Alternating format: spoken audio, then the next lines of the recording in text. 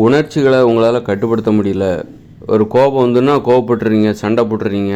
மற்றவங்க என்ன நினைக்கிறாங்க, அவங்க மனசு புண்படுதா இல்லையா, அந்த ரொம்ப கோவம் வரும்போது என்னால் எதையுமே கண்ட்ரோல் பண்ண முடியல அப்படின்னு சொல்லிட்டு நீங்கள் உணர்ச்சிகளை கட்டுப்படுத்தலைன்னா அந்த உணர்ச்சிகளே உங்களை காலி பண்ணிவிடும். உணர்ச்சிகளை ஏன் கட்டுப்படுத்தணும்னா, அது ஒரு குழந்தை மாதிரி தான். அந்த குழந்தைய நீங்கள் சுதந்திரமாக விட்டுட்டீங்க, கட்டுப்படுத்தவே இல்லை அப்படின்னு சொல்லிட்டு நீங்கள் விட்டுட்டிங்கன்னா அது எங்கேயாவது போய் எங்கேயாவது ஏதாவது பாதிப்பு ஏற்பட்டுரும். எங்கேயாவது ஒரு கிணத்தை எட்டி பாட்டு பொத்துன்னு விழுந்துடும். அந்த குழந்தைக்கு தெரியாது. அது மாதிரி தான் ஒரு கிணறு இருக்கும், ஒரு பள்ளம் இருக்கும், ஒரு குழி இருக்கும், ஒரு ரோடு இருக்கும், காருலாம் போயிட்டுக்கிட்டு வரும். அது மாதிரி அப்போ குழந்தைகளை நீங்கள் அவங்க பொறுப்பில் குழந்தை பார்த்துக்கும். குழந்தை வெளியே அது எங்கெல்லாம் விரும்புதோ அங்கெல்லாம் அது போகுது. நீங்கள் அதை கவனிக்கவே இல்லை அப்படின்னா அது எங்கேயா ஆபத்துலேயே விபத்துலேயே சிக்கி மிகப்பெரிய விளைவுகளை சந்திக்க வேண்டியிருக்கும். அது மாதிரி தான் உணர்ச்சிகளை ஏன் கட்டுப்படுத்தணும்னா அது ஒரு குழந்தை மாதிரி தான். அதை ஒழுங்காக பார்த்துக்கணும். இந்த இடத்துலலாம் நீ இங்கே போகக்கூடாது, இங்கே இந்த வேலையை செய்யக்கூடாது, அதை ஏன் செய்கிற அப்படின்னு சொல்லிட்டு ஒரு அறிவு, அதுதான் அறிவு.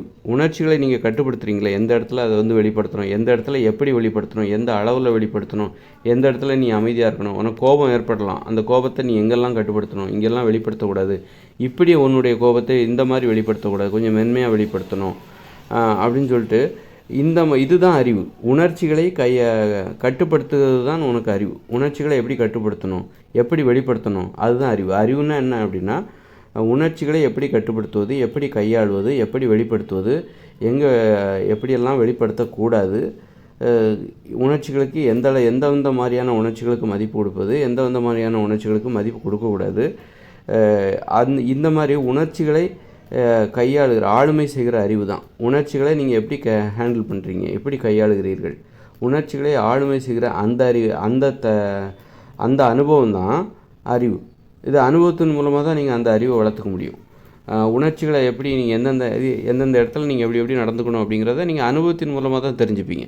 இந்த இடத்துல உங்களுக்கு கோபம் வருது, இந்த இடத்துல சண்டைலாம் வருது, இந்த இடத்துல என்னை ஒருத்தர் திட்டுறாரு, அந்த இடத்துல நான் எப்படி, அது மாதிரியான அனுபவங்கள் ஏற்படும் போது நீங்கள் அந்த இடத்துல எப்படி நடந்துக்கிறீங்க, அதுதான் அறிவாக மாறுகிறது.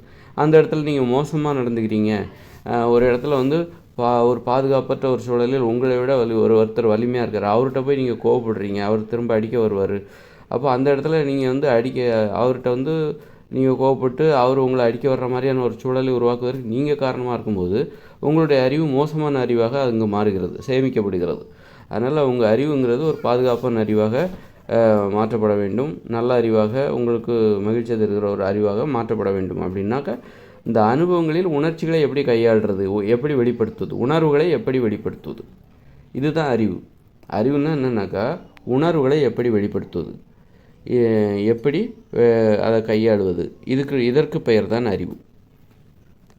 அதனால் ரொம்ப உணர்ச்சிகளை கட்டுப்படுத்தவே படாமல் கோபம் வந்துச்சுன்னா திட்டுறது, சண்டை போடுறது, அசிங்கப்படுத்துறது, அவமானப்படுத்துறது, இந்த மாதிரி இருக்கிறாங்கன்னா அந்த உணர்ச்சிகளே அவர்களை காலி செய்துவிடும். அந்த மாதிரி உணர்ச்சிகளை நீங்கள் சுதந்திரமாக விட்டுட்டீங்க அப்படின்னா அந்த உணர்ச்சிகளே உங்களை சாகடிக்க துணிந்துவிடும். அப்புறம் நரம்பு மண்டலம் பாதிச்சிடும். நீங்கள் அந்த உணர்ச்சிகள் நரம்புகள், அதன் பயணம்ங்கிறது உணர்ச்சிகள் எதன் வழியாக பயணிக்கிறது, வெளிப்படுகிறது, நரம்புகள் வழியாக பயணிக்கிறது, மூளையிலிருந்து உருவாகி நரம்புகள் வழியாக பயணிக்கிறது. அப்படி இருக்கும்போது நீங்கள் எங்கே கோவப்பட்டால் சண்டை போடுறீங்க, அந்த மாதிரி உணர்வுபூர்வமாக இருக்கீங்க அப்படின்னா உணர்ச்சி வசப்படுறீங்க, உணர்வின் வசம் போய்விடுகிறீர்கள். உணர்வை உங்கள் வசத்துக்குள்ளே கொண்டு வரணும். உணர்ச்சியோட வசத்துக்குள்ளே போயிடும், உணர்ச்சியோட பிடிக்குள்ளே மாட்டிடக்கூடாது.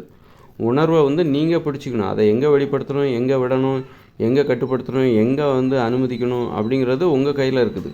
அந்த கண்ட்ரோலை இழந்து அதோட பிடிக்குள்ளே நீங்கள் போயிட்டீங்க அப்படின்னா உங்கள் நரம்பு மண்டலம் பாதிக்கும், உங்களுக்கு நோய் வரும், கண்டிப்பாக நோய் வரும், ரொம்ப நாளைக்கு உயிரோடு இருக்க முடியாது.